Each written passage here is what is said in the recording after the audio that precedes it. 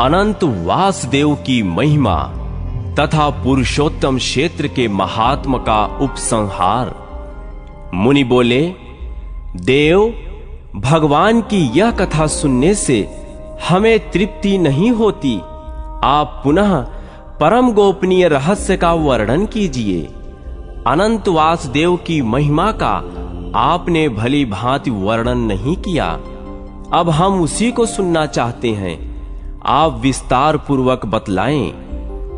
ब्रह्मा जी ने कहा, मुनिवरों, अनंत वासुदेव का महात्म्य सार से भी अत्यंत सारतर वस्तु है। वह इस पृथ्वी पर दुर्लभ है। विप्रगण, आदिकल्प की बात है। मैंने देव शिल्पियों में श्रेष्ठ विश्वकर्मा को बुलाकर कहा, तुम पृथ्वी पर भगवान वासुदेव की शिलामयी प्रतिमा बनाओ, जिसका दर्शन करके इंद्र आदि देवता और मनुष्य भक्ति पूर्वक भगवान वासुदेव की आराधना करें। उनकी कृपा से निर्भय होकर रहें। मेरी बात सुनकर विश्वकर्मा ने तत्काल ही एक सुंदर और सुदृढ़ प्रतिमा बनाई, जिसके हाथों में शंख, चक्र, गदा और पद्म शोभा पा रहे थे। भगवान का वह विग्रह सब प्रकार के शुभ लक्षणों से संपन्न और अत्यंत प्रभावशाली था। नेत्र कमल दल के समान विशाल थे। वक्ष स्थल में श्री वत्स का चिन्ह सुशोभित था। हृदय देश वनमाला से आवृत हो रहा था। मस्तक पर मुकुट और भुजाओं में अंगद शोभा पाते थे। कंधे मोटे जान पड़ते थे। कानों में कुंडल झिलमिला रहे थे। श्याम अंग पर पीतांबर की अपूर्व शोभा थी। इस प्रकार वह प्रतिमा दिव्य थी। स्थापना का समय आने पर स्वयं मैंने ही गूढ़ मंत्रों द्वारा उसे स्थापित किया। उस समय देवराज इंद्र ऐरावत पर सवार हो समस्त देवताओं के साथ मेरे लोक में आए। उन्होंने स्नान, दान आदि के द्वारा भगवत प्रतिमा को प्रसन्न किया और उसे लेकर अपनी अमरावतीपुरी में चले गए।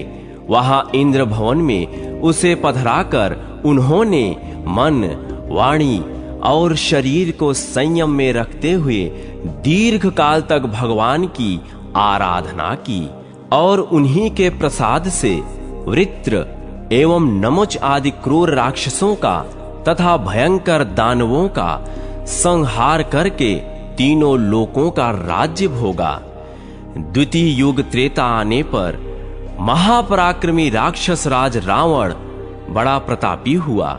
उसने 10,000 वर्षों तक निराहार और जितेंद्रिय रहकर अत्यंत कठोर व्रत का पालन करते हुए भारी तपस्या की, जो दूसरों के लिए अत्यंत दुष्कर थी। उस तपस्या से संतुष्ट होकर मैंने रावण को वरदान दिया, तुम्हें संपूर्ण देवताओं, दैत्यों, नागों और राक्षसों में से कोई नहीं मार सकेगा। शाप के भयंकर प्रहार से भी तुम्हारी मृत्यु नहीं होगी। तुम यमदूतों से भी अवध्य रहोगे। ऐसा वर पाकर वह राक्षस संपूर्ण यक्षों और उनके राजा धनाध्यक्ष कुबेर को भी परास्त करके इंद्र को भी जीतने के लिए उद्यत हुआ। उसने देवताओं के साथ बड़ा भयंकर संग्राम किया। उसके पुत्र का नाम मेघनाद था। मेघनाद ने इंद्र को जीत लिया, अतः वह इंद्रजीत के नाम से प्रसिद्ध हुआ। तदनंतर बलवान रावण ने अमरावतीपुरी में प्रवेश करके देवराज इंद्र के सुंदर भवन में भगवान वासुदेव की प्रतिमा देखी, जो अंजन के समान श्याम वर्ण और समस्त शुभ लक्षणों से संपन्न थी। पद्मपत्र के समान विशाल नेत्र, वनमाला से ढके हुए वक्ष स्थल में श्री वत्स का सुंदर चिन्ह, मस्तक पर मुकुट, भुजाओं में भुजबंध, हाथों में शंख, चक्र, गदा और पद्म, शरीर पर पीतांबर, 4 भुजाएं तथा अंगों में समस्त आभूषण शोभा दे रहे थे। वह प्रतिमा समस्त मनोवांछित फलों को देने वाली थी। रावण ने यहाँ रखे हुए ढेर के ढेर रत्नों को तो छोड़ दिया और उस सुंदर प्रतिमा को तुरंत ही पुष्पक विमान से लंका में भेज दिया। वहां रावण के छोटे भाई धर्मात्मा विभीषण नगराध्यक्ष थे। वे सदा भगवान नारायण के भजन में लगे रहते थे। देवराज की भूमि से आई हुई उस दिव्य प्रतिमा को देखकर उनके शरीर में रोमांच हो आया। उन्हें बड़ा विस्मय हुआ।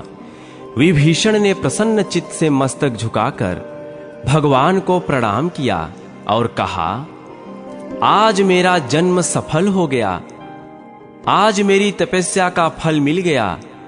यों कहकर धर्मात्मा विभीषण बारंबार भगवान को प्रणाम करके अपने बड़े भाई के पास गए और हाथ जोड़कर बोले, राजन, आप वह प्रतिमा देकर मुझ पर कृपा कीजिए। मैं उसकी आराधना करके भव सागर से पार होना चाहता हूं। भाई की बात सुनकर रावण ने कहा, वीर, तुम प्रतिमा ले लो, मैं उसे लेकर क्या करूंगा? मैं तो ब्रह्मा जी की आराधना करके तीनों लोकों पर विजय पा रहा हूं। विभीषण बड़े बुद्धिमान थे। उन्होंने वह कल्याणमयी प्रतिमा ले ली और उसके द्वारा 108 वर्षों तक भगवान विष्णु की आराधना की। इससे उन्होंने अणिमा 8 सिद्धियों के साथ अजर अमर रहने का वरदान प्राप्त कर लिया। रावण बड़ा पापी और क्रूर राक्षस था। उसने देवता, गंधर्व, किन्नर, लोकपाल, मनुष्य, मुनि और सिद्धों को भी युद्ध में जीतकर उनकी स्त्रियों को हर लिया और लंका नगरी में लाकर रखा। फिर सीता के लिए मोहित होकर उसने उनको भी हर लाने का प्रयत्न किया।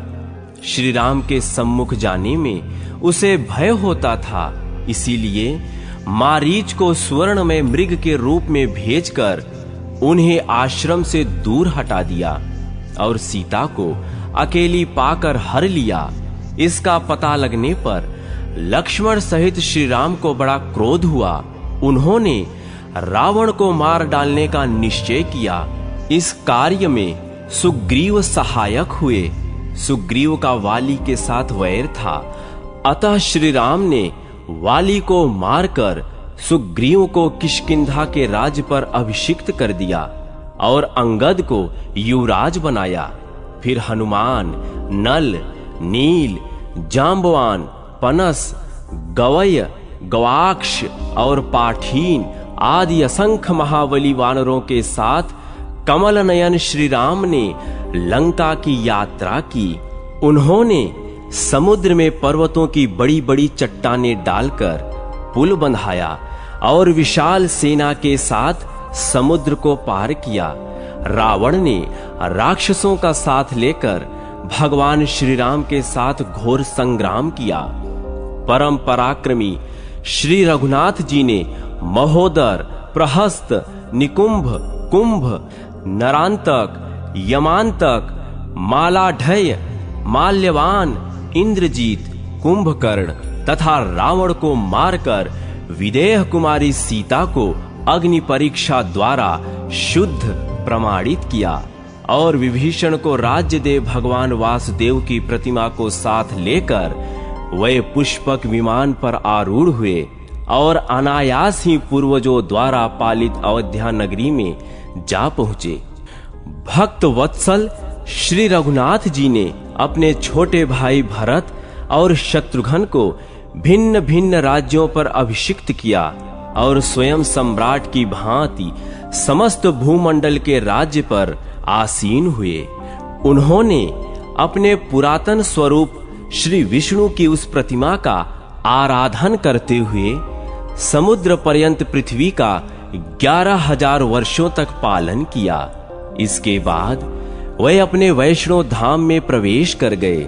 उस समय श्री राम ने वह प्रतिमा समुद्र को दे दी और कहा, अपने जल और रत्नों के साथ तुम इस प्रतिमा की भी रक्षा करना। द्वापर आने पर जब जगदीश्वर भगवान विष्णु पृथ्वी की प्रार्थना से कंस आदि का वध करने के लिए बलभद्र जी के साथ वसुदेव जी के कुल में अवतीर्ण हुए, उस समय नदियों के स्वामी समुद्र ने उस परम दुर्लभ पुण्यमय पुरुषोत्तम क्षेत्र में संपूर्ण लोकों का हित करने के लिए उक्त प्रतिमा को प्रकट किया, जो संपूर्ण मनोवांछित फलों को देने वाली थी। तब से उस मुक्तिदायक क्षेत्र में ही देवाधिदेव अनंत वासुदेव विराजमान हैं, जो मनुष्यों की समस्त कामनाएं पूर्ण करने वाले हैं। जो लोग मन, वाणी और क्रिया द्वारा सदा सर्वेश्वर भगवान अनंत वासुदेव की भक्ति पूर्वक शरण लेते हैं, वे परम पद को प्राप्त होते हैं। भगवान अनंत का एक बार दर्शन, भक्ति पूर्वक पूजन और प्रणाम करके मनुष्य राजसूय और अश्वमेध यज्ञों से 10 गुना फल पाता है। वह समस्त भोग सामग्री से संपन्न, छोटी छोटी घंटियों से सुशोभित, सूर्य के समान तेजस्वी और इच्छानुसार चलने वाले विमान से वैकुंठ धाम में जाता है। उस समय दिव्यांगनाएं उसकी सेवा में रहती हैं और गंधर्व उसके यश का गान करते हैं। वह अपने साथ कुल की 21 पीढ़ियों का भी उद्धार करता है। मुनिवरों, इस प्रकार मैंने भगवान अनंत के संबंध में कुछ निवेदन किया। कौन ऐसा पुरुष है जो 100 वर्षों में भी उनके गुणों का वर्णन कर सके? इस प्रकार मनुष्यों को भोग और मोक्ष देने वाले परम दुर्लभ पुरुषोत्तम क्षेत्र तथा अनंत वासुदेव के महात्म का वर्णन किया गया। पुरुषोत्तम क्षेत्र में अनिच्छा से भी शरीर त्याग करने वाला मनुष्य मोक्ष का भागी होता है।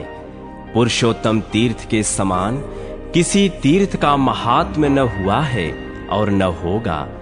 मैंने उस क्षेत्र के गुणों का एक अंश मात्र यहाँ बताया है। कौन पुरुष जो 100 वर्षों में भी उसके समस्त गुणों का वर्णन कर सकता है? मुनिवरों, यदि तुम सनातन मोक्ष पाना चाहते हो तो आलस्य छोड़कर उस पवित्र तीर्थ में निवास करो। व्यास जी कहते हैं, अव्यक्त जन्मा ब्रह्मा जी का यह वचन सुनकर मुनियों ने वहां निवास किया और परम पद प्राप्त कर लिया। द्विजरों, यदि आप लोग भी मोक्ष प्राप्त करना चाहते हो तो परम उत्तम पुरुषोत्तम क्षेत्र में निवास करें। मुनि का चरित्र और मुनि पर भगवान पुरुषोत्तम की कृपा। व्यास जी कहते हैं, मुनिवरों, पुरुषोत्तम क्षेत्र संपूर्ण जीवों के लिए सुखदाई है। वह धर्म, अर्थ, काम और मोक्ष चारों पुरुषार्थों का फल देने वाला है। उस तीर्थ में कंडु नाम के एक महातेजस्वी मुनि रहा करते थे, जो परम धार्मिक, सत्यवादी, पवित्र, जितेंद्री और समस्त प्राणियों के हित में तत्पर रहने वाले थे। उन्होंने इंद्रियों को जीतकर क्रोध पर अधिकार प्राप्त कर लिया था। वे वेद वेदांगों के पारंगत विद्वान थे और भगवान पुरुषोत्तम की आराधना करके उत्तम सिद्धि प्राप्त कर चुके थे। उनके सिवा और भी बहुत से मुनि वहां उत्तम व्रत का पालन करते हुए सिद्ध हो चुके हैं। मुनियों ने पूछा, साधु शिरोमणे कंडु कौन थे और उन्होंने किस प्रकार वहां परम गति प्राप्त की? हम उनका चरित्र सुनना चाहते हैं, बताइए। व्यास जी बोले, मुनीश्वरों, कंडु मुनि की कथा बड़ी मनोहर है। मैं संक्षेप से ही कहूंगा, सुनो। गोमती नदी के परम मनोरम एकांत तट पर, जहां कंद, मूल, फल, समिधा, पुष्प और कुश आदि की अधिकता थी, कंडु मुनि का आश्रम था। वहां सभी ऋतुओं को फल और फूल सुलभ थे। केलों का उद्यान उस आश्रम की शोभा बढ़ा रहा था। वहां कंड मुनि ने व्रत, उपवास, नियम, स्नान, मौन और संयम आदि के द्वारा बड़ी भारी एवं अत्यंत अद्भुत तपस्या की।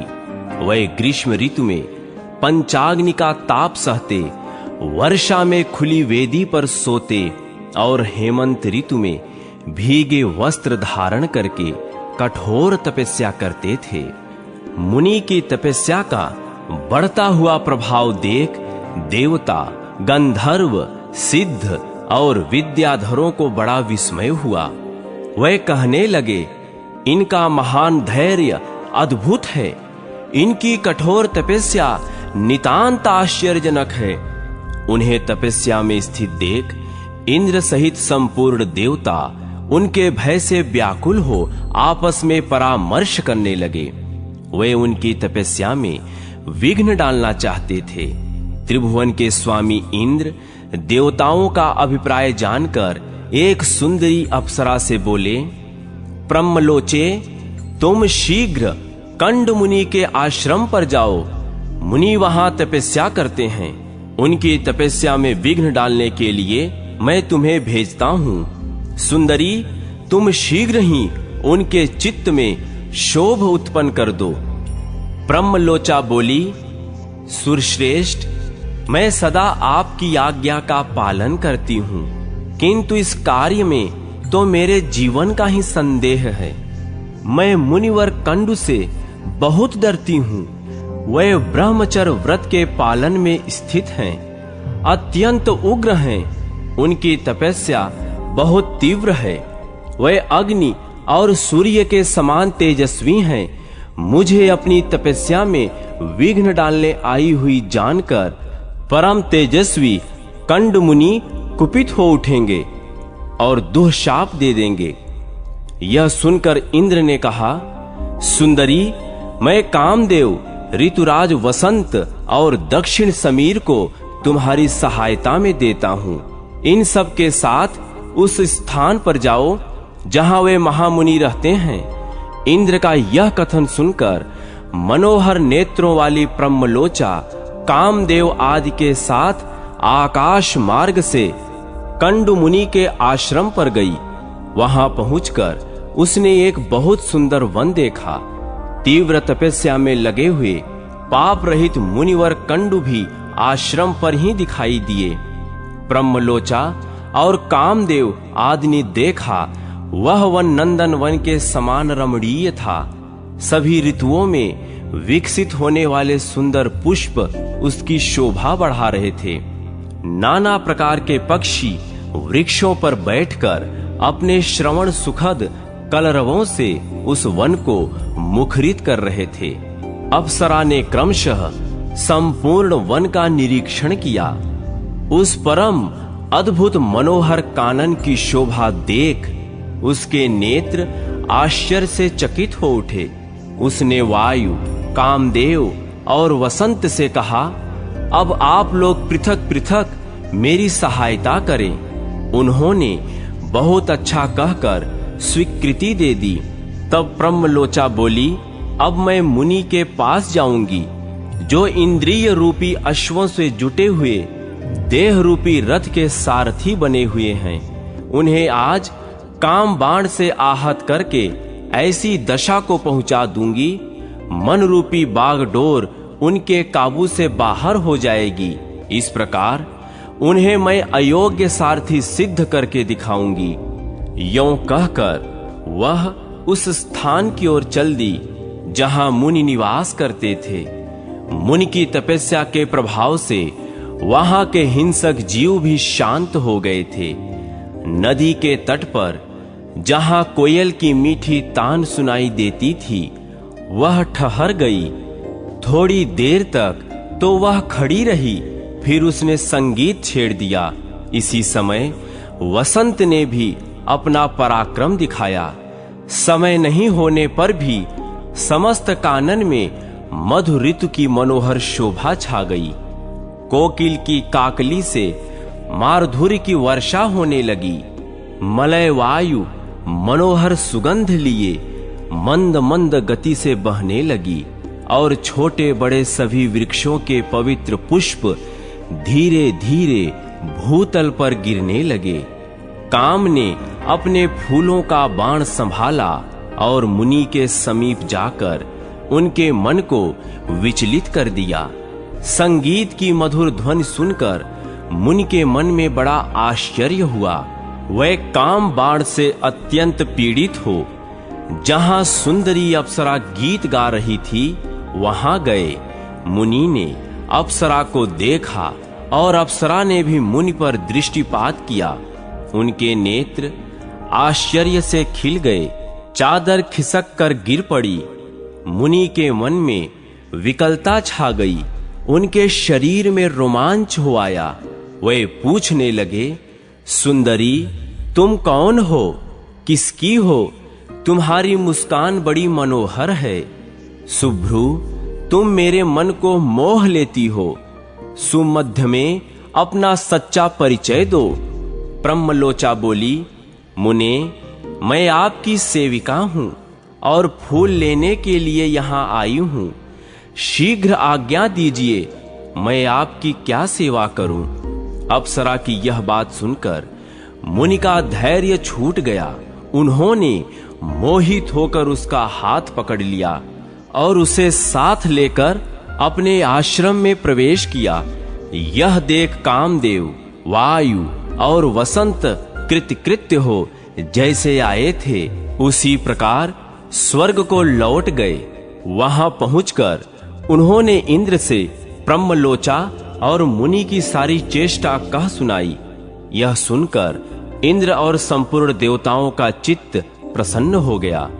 कंडु ने अप्सरा के साथ आश्रम में प्रवेश करते ही अपना रूप कामदेव के समान मनोहर एवं तरुण बना लिया। दिव्य वस्त्र और आभूषण धारण कर लिए। देखने में उनकी अवस्था 16 वर्षों की जान पड़ती थी। मुनि की वह शक्ति देखकर ब्रह्मलोचा को बड़ा आश्चर्य हुआ। अहो, इनकी तपशक्ति अद्भुत है। यों कहकर वह बहुत प्रसन्न हुई। कंड मुनि स्नान, संध्या, जप, होम, स्वाध्याय, देव पूजन, व्रत, उपवास, नियम और ध्यान सब छोड़कर रात दिन उसी के साथ विहार करने लगे। इसी में वे आनंद मानते थे। उनका हृदय कामदेव के वशीभूत हो गया था। अतः वे अपनी तपस्या की हानि नहीं समझ पाते थे। इस प्रकार कंड मुनि उसके साथ सांसारिक विषय भोग में आसक्त हो 100 से कुछ अधिक वर्षों तक मंदराचल की गुफा में पड़े रहे। एक दिन ब्रह्मलोचा ने महाभाग कंड मुनि से कहा, ब्राह्मण अब मैं स्वर्ग जाना चाहती हूँ। आप प्रसन्न होकर मुझे जाने की आज्ञा दे। मुनि का मन तो उसी में आसक्त हो रहा था। उसके इस प्रकार पूछने पर वे बोले, कल्याणी कुछ दिन और ठहरो। तब उसने पुनः 100 वर्षों से कुछ अधिक काल तक उन कुंड मुनि के साथ विषय भोगा। तदनंतर उसने पुनः जाने की आज्ञा मांगी, किंतु मुनि ने स्वीकार नहीं किया। अतः उसे लगभग 200 वर्षों तक और ठहरना पड़ा। वह जब जब उनसे देवलोक में जाने की आज्ञा मांगती तब तब वे उसे यही उत्तर देते, कुछ दिन और ठहरो।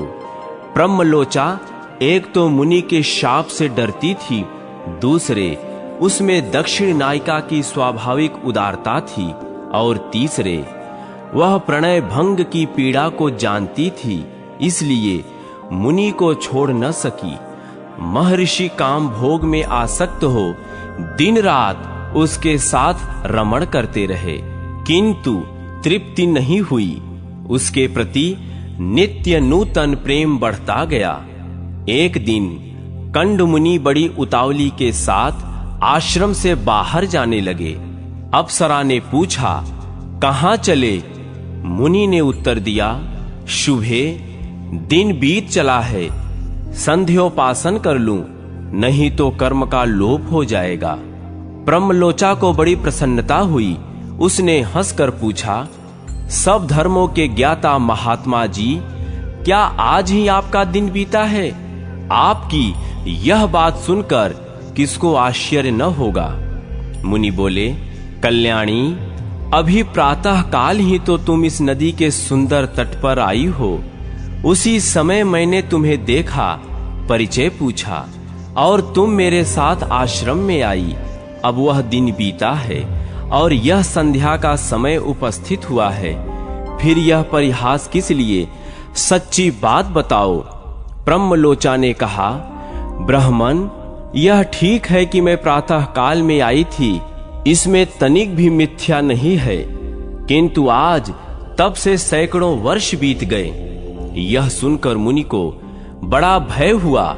उन्होंने विशाल नेत्रों वाली अप्सरा से पूछा, भीरू, बताओ तो सही, तुम्हारे साथ निरंतर रमण करते हुए अब तक मेरा कितना समय बीता है?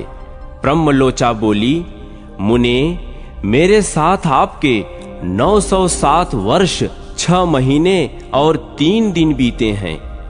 ऋषि ने कहा, शुभे, क्या यह सत्य कहती हो अथवा परिहास की बात है?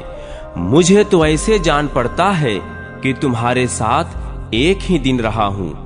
ब्रह्मलोचा बोली, ब्राह्मण, आपके समीप मैं झूठ कैसे बोलूंगी, विशेषतः ऐसे अवसर पर जबकि आप धर्म मार्ग का अनुसरण करते हुए पूछ रहे हैं। अप्सरा की बात सुनकर मुनि को बड़ा कष्ट हुआ। वह स्वयं ही अपनी निंदा करते हुए बोले, हाय, मुझ दुराचारी को धिक्कार है। हाय, मेरी तपस्या नष्ट हो गई। ब्रह्मवेत्ताओं का जो धन है वह चला गया और मेरा विवेक भी छिन गया। मनुष्यों को मोह में डालने के लिए ही गर्भवती किसी युवती ने नारी की सृष्टि की है। मुझे तो अपने मन को जीतकर क्षुधा, पिपासा, राग, द्वेष और जरा मृत्यु, इन 6 उर्मियों से अतीत पर ब्रह्म का ज्ञान प्राप्त करना चाहिए। इसके विपरीत जिसने मेरी ऐसी दुर्गति की है, उस काम रूपी महान ग्रह को धिक्कार है। यह काम नरक ग्राम में ले जाने वाला मार्ग है। इसने आज मेरे संपूर्ण वेदों के स्वाध्याय, व्रत और समस्त साधनों पर पानी फेर दिया। इस प्रकार स्वयं ही अपनी निंदा करके वह धर्म के ज्ञाता मुनि पास ही बैठी हुई उस अप्सरा से बोले, पापिनी, तेरी जहां इच्छा हो चली जा। तुझे जो करना था उसे तूने पूरा कर लिया। मैं तुझे अपने क्रोध की प्रचंड आग से जो भस्म नहीं करता, इसमें एक कारण है। सत्पुरुषों की मैत्री 7 पग एक साथ चलने से ही हो जाती है। मैं तो तेरे साथ चिरकाल तक निवास कर चुका हूं, अथवा तेरा क्या दोष है? तेरी क्या हानि करूं? सारा दोष तो मेरा ही है, क्योंकि मैं ही ऐसा अजितेंद्रिय निकला।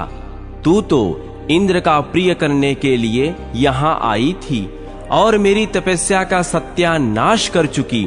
अपने कटाक्ष के महामोहमय मंत्र से तूने मुझे घृणित बना दिया। अरे अब जा जा, चली जा।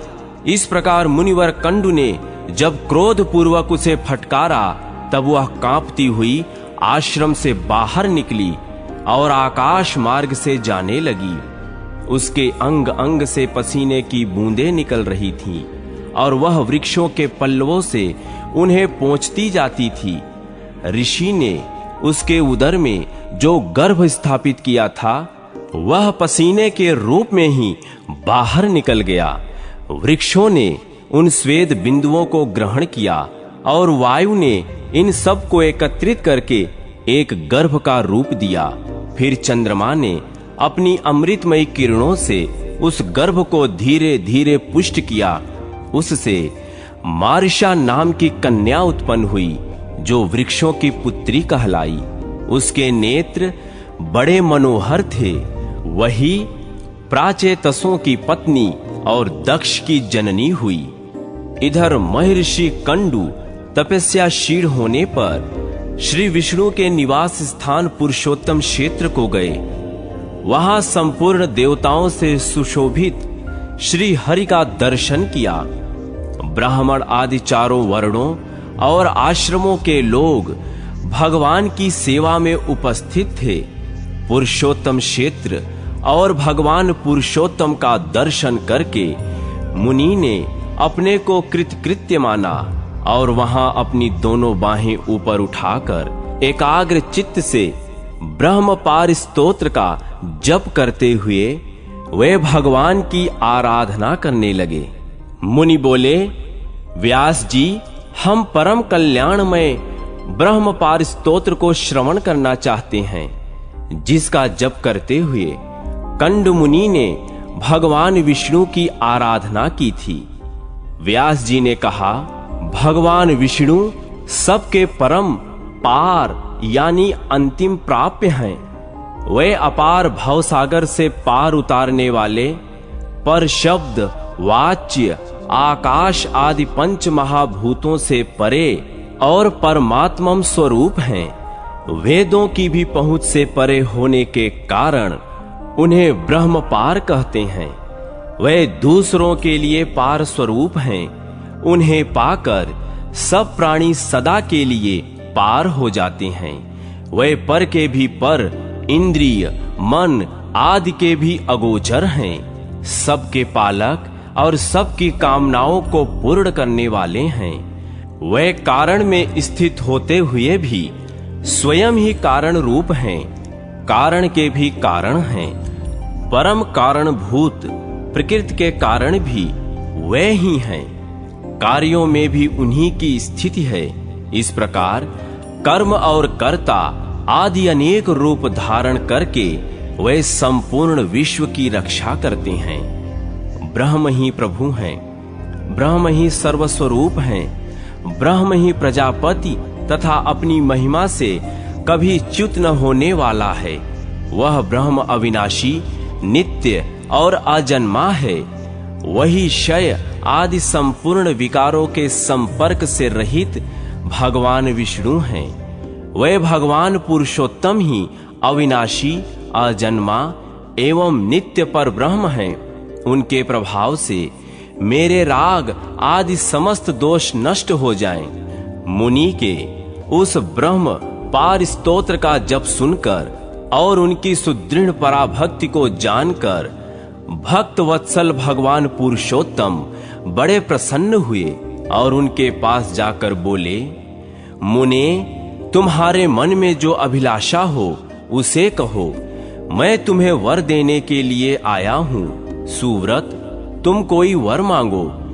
देवाधिदेव भगवान चक्रपाण के ये वचन सुनकर मुनि ने सहसा आंखें खोल दी और देखा भगवान सामने खड़े हैं।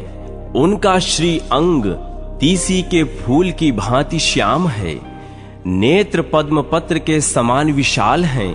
हाथों में शंख, चक्र और गदा शोभा पाते हैं। माथे पर मुकुट और भुजाओं में भुजबंध सुशोभित हैं। चार भुजाएं हैं।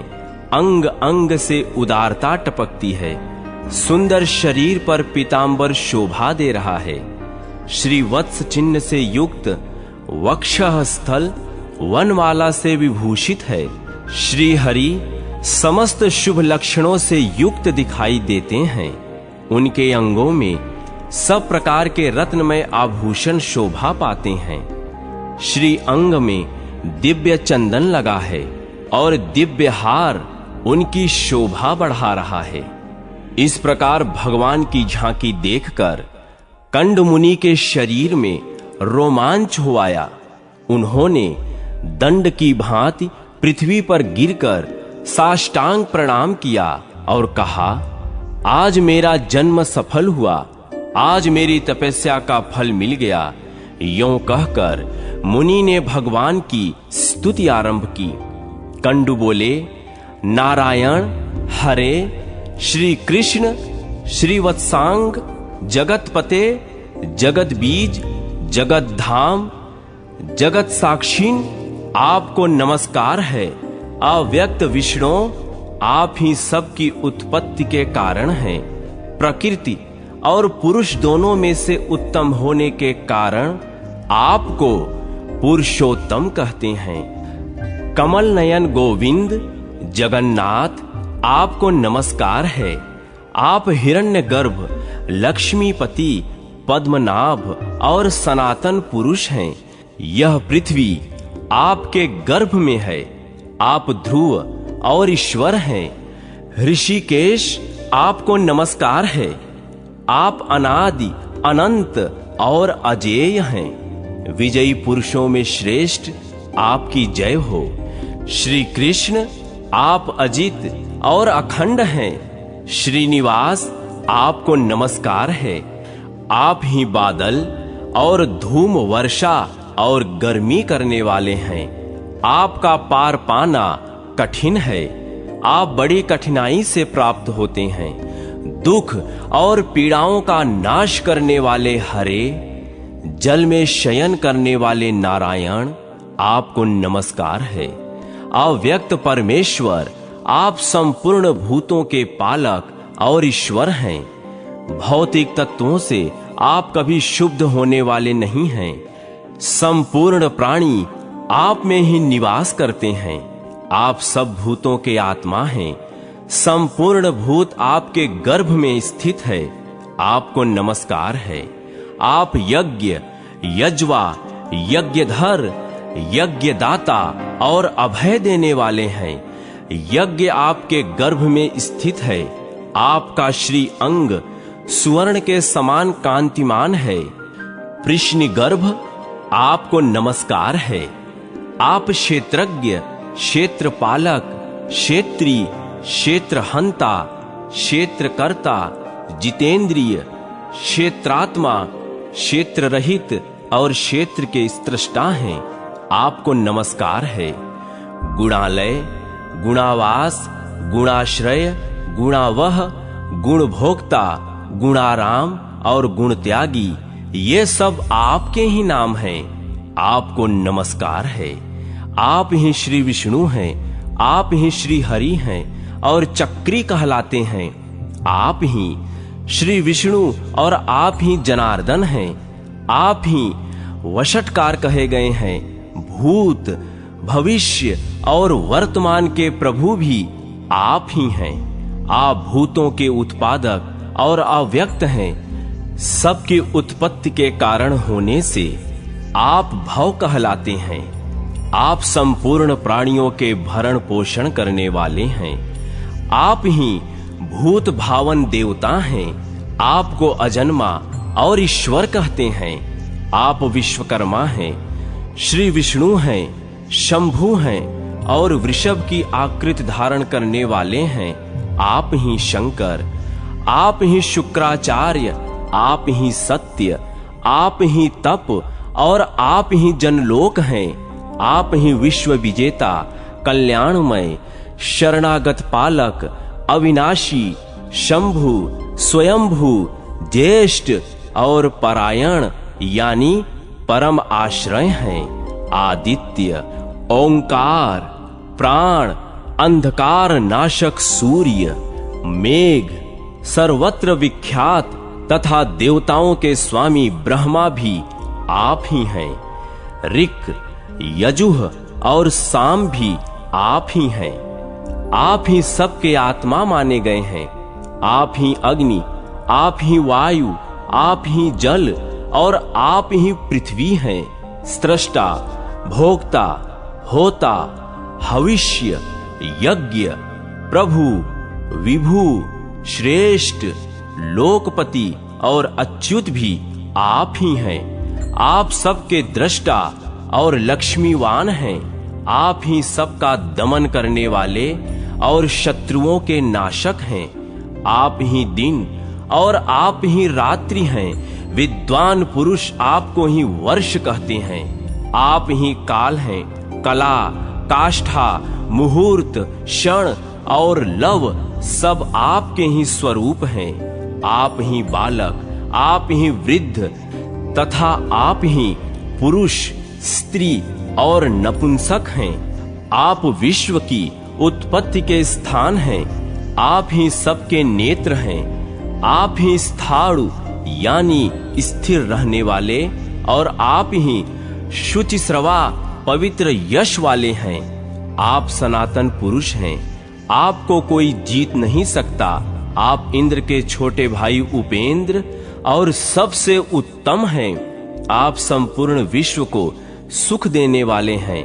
वेदों के अंग भी आप ही हैं। आप अविनाशी, वेदों के भी वेद, ज्ञेय, तत्व, धाता, विधाता और समाहित रहने वाले हैं। आप जलराशि समुद्र हैं। आप ही उसके मूल हैं। आप ही धाता, आप ही वसु हैं। आप वैद्य, आप धृतात्मा और आप इंद्रियातीत हैं। आप सबसे आगे चलने वाले और गांव के नेता हैं। आप ही गरुण और आप ही आदिमान हैं। आप ही संग्रह और आप ही परम महान हैं। अपने मन को वश में रखने वाले और अपनी महिमा से कभी च्युत न होने वाले भी आप ही हैं। आप यम और नियम हैं। आप प्रांशु यानी उन्नत शरीर वाले और चतुर्भुज हैं। अन्न, अंतरात्मा और परमात्मा भी आप ही कहलाते हैं।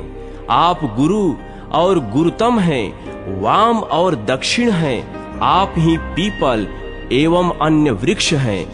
व्यक्त जगत और प्रजापति भी आप ही हैं। आपकी नाभि से स्वर्ण में कमल प्रकट हुआ। आप दिव्य शक्ति से संपन्न हैं। आप ही चंद्रमा और आप ही प्रजापति हैं। आपके स्वरूप का वर्णन नहीं किया जा सकता।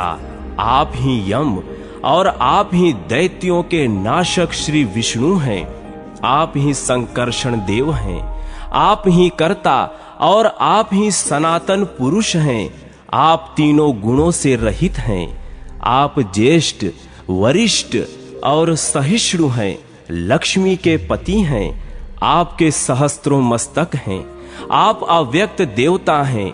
आपके सहस्त्रों नेत्र और सहस्त्रों चरण हैं। आप विराट और देवताओं के स्वामी हैं।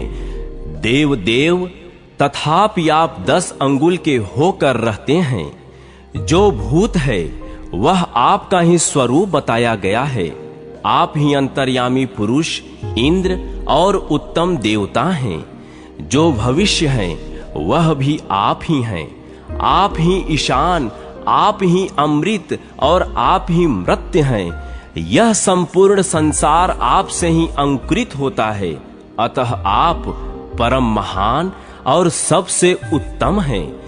देव, आप सबसे ज्येष्ठ हैं, पुरुष हैं और आप ही 10 प्राणवायुओं के रूप में स्थित हैं। आप विश्व रूप होकर 4 भागों में स्थित हैं।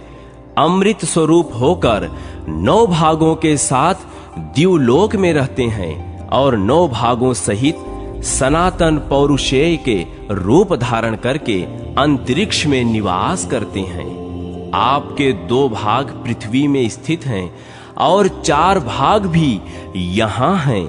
आपसे यज्ञों की उत्पत्ति होती है। जो जगत में वृष्टि करने वाले हैं, आपसे ही विराट की उत्पत्ति हुई। जो संपूर्ण जगत के हृदय में अंतर्यामी पुरुष रूप से विराजमान हैं, वह विराट पुरुष अपने तेज, यश और ऐश्वर्य के कारण संपूर्ण भूतों से विशिष्ट है। आपसे ही देवताओं का आहारभूत हवनीय घृत उत्पन्न हुआ। ग्राम्य और जंगली औषधियां तथा पशु एवं मृग आदि भी आपसे ही प्रकट हुए हैं। देव देव, आप ध्येय और ध्यान से परे हैं। आपने ही औषधियों को उत्पन्न किया है। आप ही 7 मुखों वाले देदीप्यमान विग्रह से युक्त काल हैं। यह स्थावर और जंगम तथा चर और अचर संपूर्ण जगत आपसे ही प्रकट हुआ है और आप में ही स्थित है।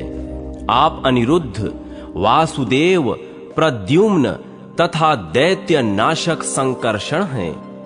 देव, आप संपूर्ण देवताओं में श्रेष्ठ और समस्त विश्व के परम आश्रय हैं। कमल नयन, मेरी रक्षा कीजिए। नारायण, आपको नमस्कार है। भगवान विष्णु, आपको नमस्कार है। पुरुषोत्तम, आपको नमस्कार है। सर्वलोकेश्वर, आपको नमस्कार है। कमलालय, आपको नमस्कार है। गुणालय, आपको नमस्कार है। गुणाकर, आपको नमस्कार है। वासुदेव, आपको नमस्कार है। सुरोत्तम, आपको नमस्कार है। जनार्दन, आपको नमस्कार है। सनातन, आपको नमस्कार है। योगी गम्य परमेश्वर, आपको नमस्कार है। योग के आश्रय स्थान, आपको नमस्कार है। गोपते, श्रीपते, मरुत्पते, श्री विष्णु, आपको नमस्कार है। जगतपते, आप जगत को उत्पन्न करने वाले और ज्ञानियों के स्वामी हैं, आपको नमस्कार है। दिवसपते, आपको नमस्कार है। महीपते, आपको नमस्कार है। पुंडरीकाक्ष, आप मधु दैत्य का वध करने वाले हैं, आपको नमस्कार है। नमस्कार है। कैटभ को मारने वाले नारायण, आपको नमस्कार है। सुब्रह्मण्य, आपको नमस्कार है। पीठ पर वेदों को धारण करने वाले महामत्स्य रूप अच्युत, आपको नमस्कार है। आप समुद्र के जल को मथ डालने वाले और लक्ष्मी को आनंद देने वाले हैं, आपको नमस्कार है। विशाल नासिका वाले अश्वमुख भगवान हवग्रीय महापुरुष विग्रह, आप मधु और कैटभ का नाश करने वाले हैं, आपको नमस्कार है।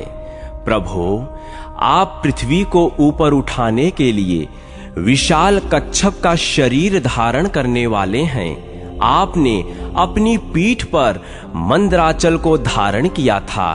महाकूर्म स्वरूप आप भगवान को नमस्कार है।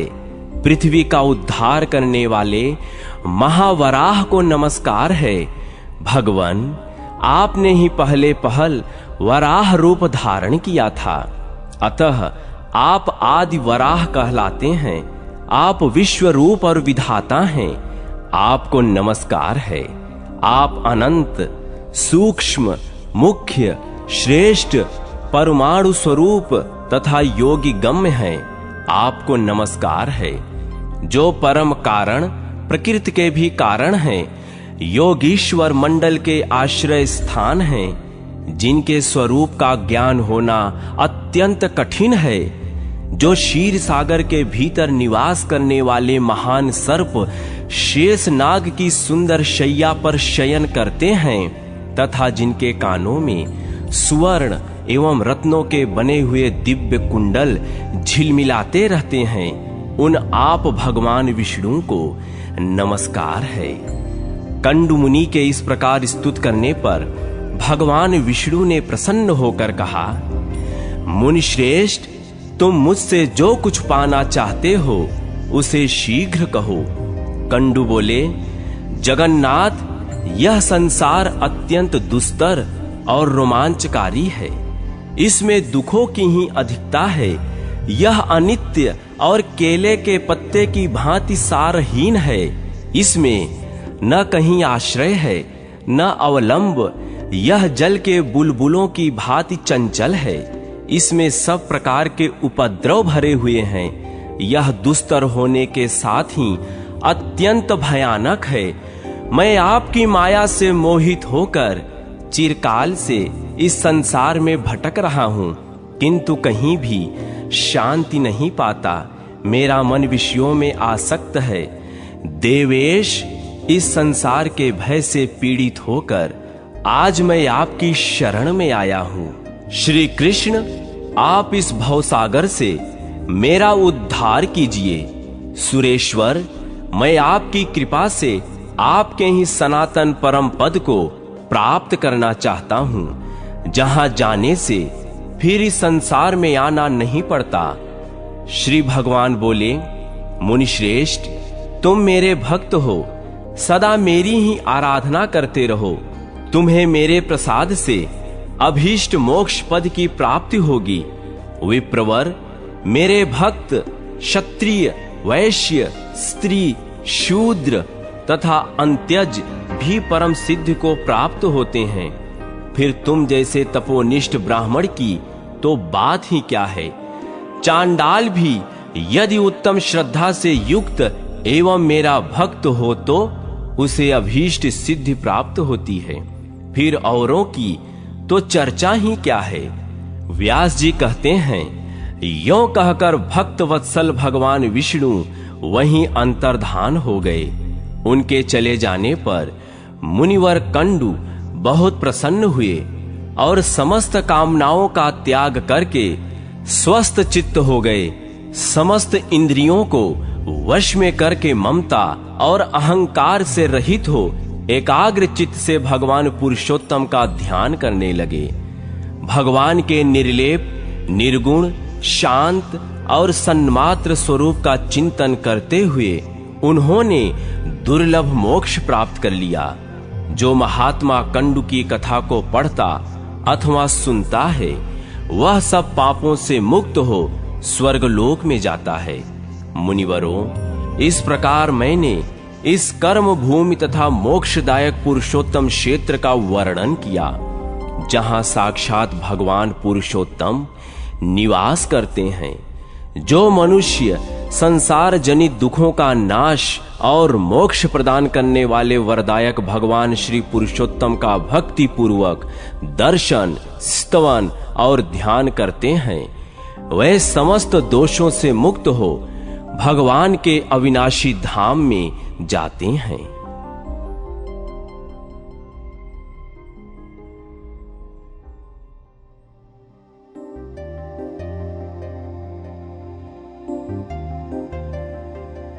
मुनियों का भगवान के अवतार के संबंध में प्रश्न और श्री व्यास जी द्वारा उसका उत्तर। मुनि बोले, पुरुष श्रेष्ठ व्यास जी, आपने भारतवर्ष तथा पुरुषोत्तम क्षेत्र के अद्भुत गुणों का वर्णन किया। उस क्षेत्र के उत्तम महात्म को सुनकर हमें बड़ी प्रसन्नता हुई है। हमारे मन में बहुत दिनों से एक संदेह है, उसका निवारण करने वाला आपके सिवा कोई दूसरा नहीं है। हम भूतल पर श्री कृष्ण, बलदेव और सुभद्रा के अवतार का रहस्य सुनना चाहते हैं। वीरवर, श्री कृष्ण और बलभद्र किस लिए अवतीर्ण हुए थे? वे वसुदेव के पुत्र होकर नंद के घर में क्यों रहे? यह मृत्युलोक सर्वथा निहसार है, इसमें अधिकतर दुख ही भरा है। यह पानी के बुलबुले की भांति अत्यंत चंचल है, क्षणभंगुर है। इसकी भयंकरता इतनी बढ़ी हुई है कि उसका विचार आते ही रोंगटे खड़े हो जाते हैं। ऐसे संसार में उन्हें जन्म ग्रहण करने की क्या आवश्यकता थी? इस भूतल पर अवतीर्ण हो उन्होंने जो जो लीलाएं की उनका विस्तार पूर्वक वर्णन कीजिए। उनका संपूर्ण चरित्र अद्भुत और अलौकिक है। भगवान संपूर्ण देवताओं के स्वामी एवं सुरश्रेष्ठ हैं और पृथ्वी को उत्पन्न करने वाले तथा अविनाशी परमात्मा हैं। उन्होंने अपने दिव्य स्वरूप को मनुष्यों के बीच में कैसे प्रकट किया? जो भगवान संपूर्ण जंगम प्राणियों की गति हैं, वे मानव शरीर में कैसे आए? इसे देवता और दैत्य भी बड़े आश्चर्य की बात मानते हैं। महामुने, आप भगवान विष्णु के आश्चर्यजनक अवतार की कथा सुनाइए। भगवान के बल और पराक्रम विख्यात हैं, उनके तेज की कोई माप नहीं है। वे अपने अलौकिक चरित्रों के द्वारा आश्चर्य रूप जान पड़ते हैं। आप उनके तत्वों का वर्णन कीजिए। भगवान पुरुषोत्तम देवताओं की पीड़ा दूर करने वाले और सर्वव्यापी हैं, जगत के रक्षक और सर्वलोक महेश्वर हैं। संसार की सृष्टि, पालन और संहार सब वे ही करते हैं। वे ही सब लोगों को सुख देने वाले हैं। वे अक्षय, सनातन, अनंत, क्षय और वृद्ध से रहित, निर्लेप, निर्गुण, सूक्ष्म, निर्विकार, निरंजन, समस्त उपाधियों से रहित, सत्ता मात्र रूप से स्थित, अविकारी, विभु, नित्य, अचल, निर्मल, व्यापक, नित्य तृप्त, निरामय तथा शाश्वत परमात्मा हैं। सत्य युग में उनका विशुद्ध हरि नाम सुना जाता है। देवताओं में वैकुंठ और मनुष्यों में श्री कृष्ण नाम से विख्यात हैं। उन्हीं परमेश्वर की भूत और भविष्य लीलाओं को, जिनका रहस्य अत्यंत गहन है, हम सुनना चाहते हैं। व्यास जी बोले, जो संपूर्ण देवताओं के स्वामी, सबकी उत्पत्ति के कारण, पुराण पुरुष, सनातन अविनाशी, चतुर्व्यूह स्वरूप, निर्गुण, गुण रूप, परम महान, परम गुरु, वरेण्य, असीम, यज्ञांग और देवता आदि के प्रियतम हैं, उन भगवान विष्णु को मैं नमस्कार करता हूं, जिनसे लघु और जिनसे महान दूसरा कोई नहीं है।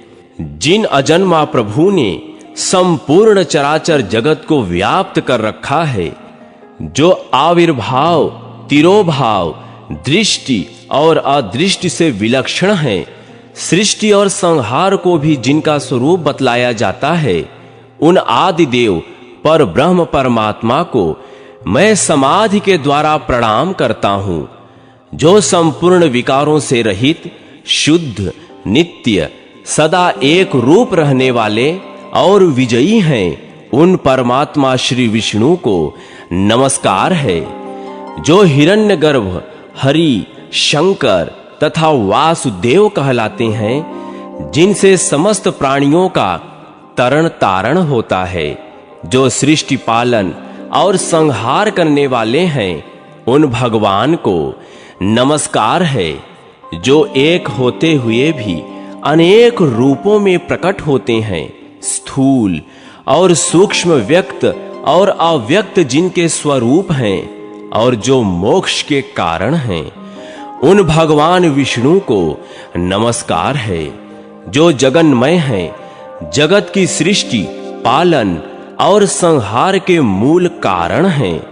उन परमात्मा भगवान विष्णु को नमस्कार है, जो सूक्ष्म से भी सूक्ष्मतर, संपूर्ण विश्व के आधारभूत और समस्त प्राणियों के भीतर विराजमान और अपनी महिमा से कभी च्युत न होने वाले हैं।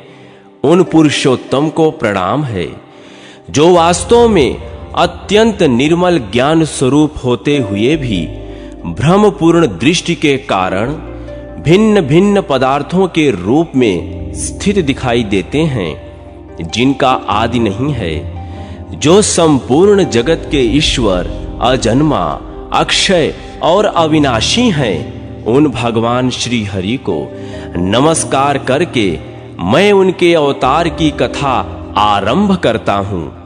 पूर्व काल में दक्ष आदि श्रेष्ठ मुनियों के पूछने पर कमल योनि भगवान ब्रह्मा जी ने जो कुछ कहा था, वही मैं भी आप लोगों से कहूंगा, जो अपने चारों मुखों से ऋक्, साम आदि चारों वेदों का उच्चारण करते हुए तीनों लोकों को पवित्र करते हैं, जिनका प्रादुर्भाव एक कारणों के जल से हुआ है। असुरगण जिनके यज्ञों का लोप नहीं करते, उन भगवान ब्रह्मा जी को प्रणाम करके मैं उनकी कही हुई कथा आरंभ करता हूं, जिन्होंने सृष्टि के उद्देश्य से धर्म आदि को प्रकट किया है। उन अव्यक्त जन्मा ब्रह्मा जी के संपूर्ण मत का ही मैं वर्णन करूंगा। तत्वदर्शी मुनियों ने जल को नार कहा है। वह नार पूर्व काल में भगवान का अयन यानी निवास स्थान हुआ, इसलिए वे नारायण कहलाते हैं। वे भगवान नारायण सबको व्याप्त करके स्थित हैं।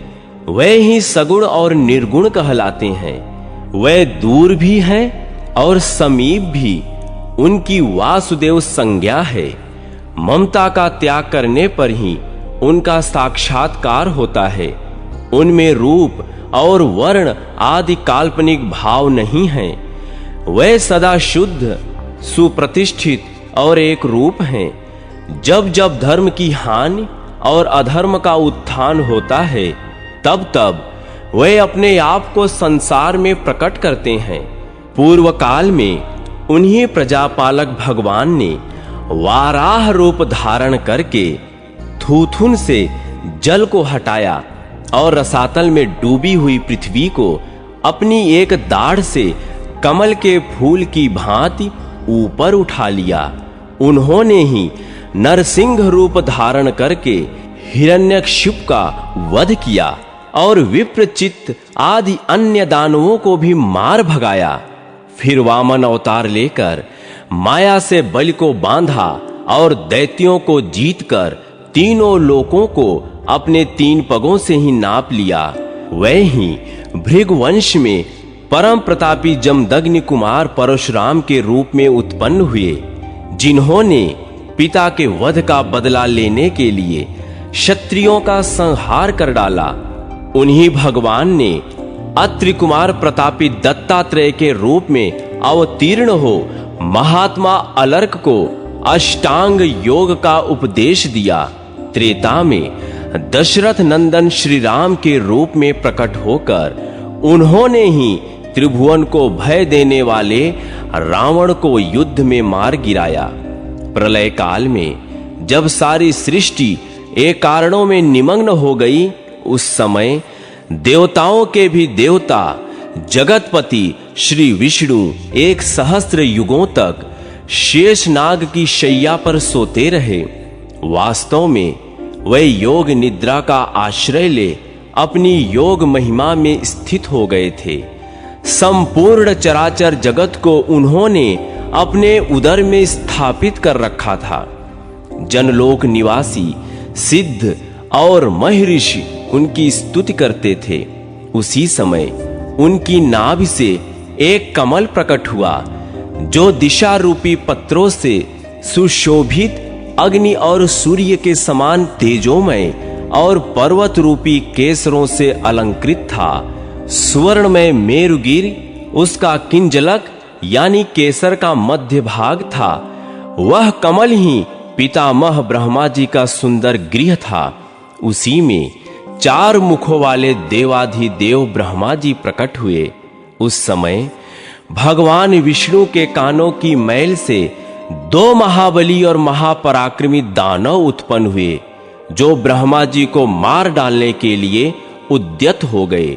उनका नाम मधु और कैटभ था।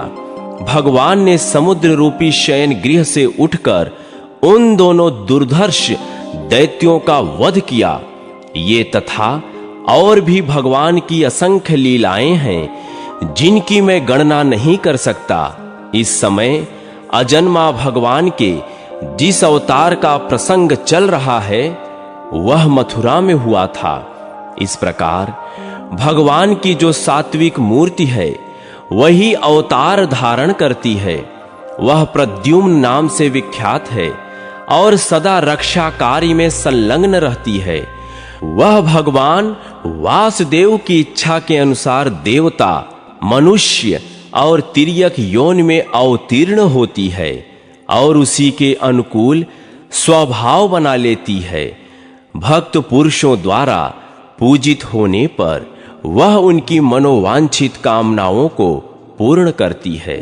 इस तरह मैंने यहां भगवान के अवतार का रहस्य बतलाया है। भगवान विष्णु यद्यपि कृत्य हैं, उन्हें कुछ करना अथवा पाना नहीं है, तो भी वे लोक कल्याण के लिए ही मानव रूप में प्रकट हुए थे।